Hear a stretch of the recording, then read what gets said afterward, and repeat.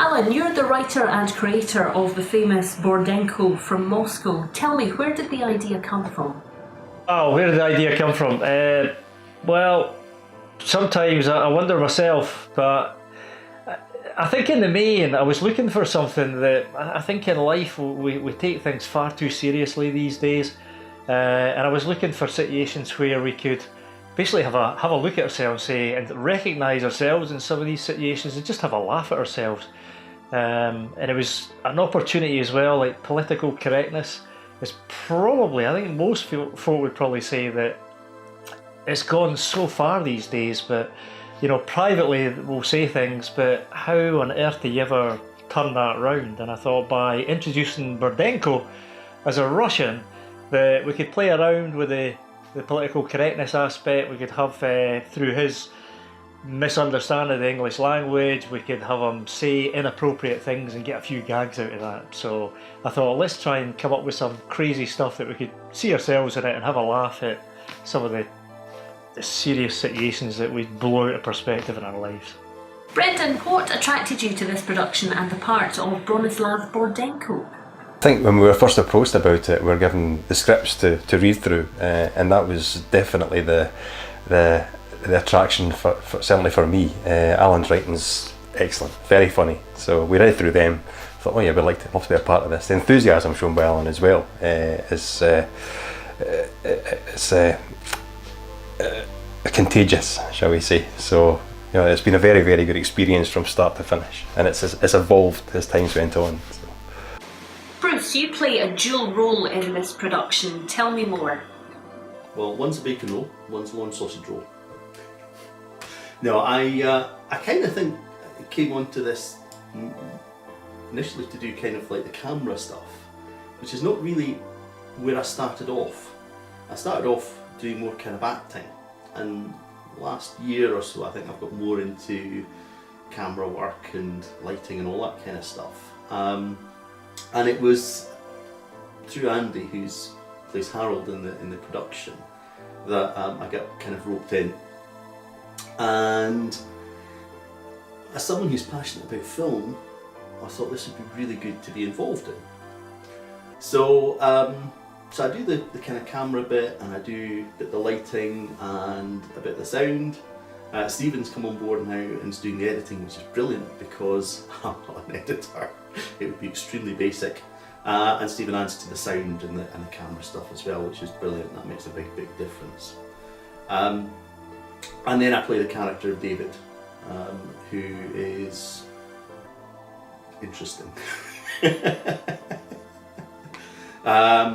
David is someone who's quite shy, and I guess, you know, when you think back to when you were a teenager and you didn't really know much about relationships and all that kind of stuff, I think we all kind of went through that phase that David seems to be stuck in, where he's quite shy and he doesn't really understand how to approach women.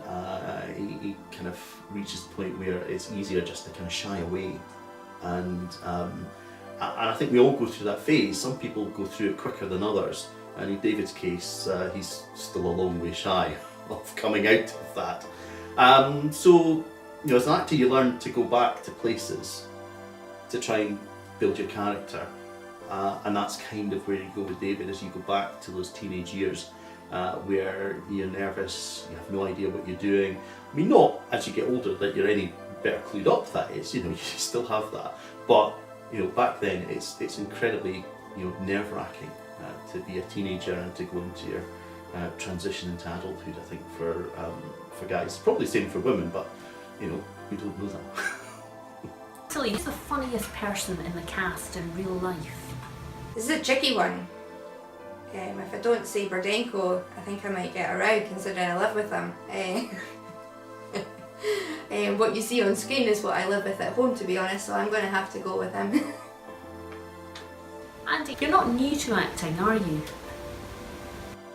No, I was in Jaws. I was inside the shark, but I never got the credit for it.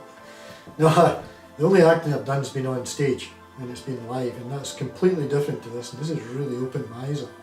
On stage you get one attempt, and you can make so many mistakes, and you don't get a second chance to put it right.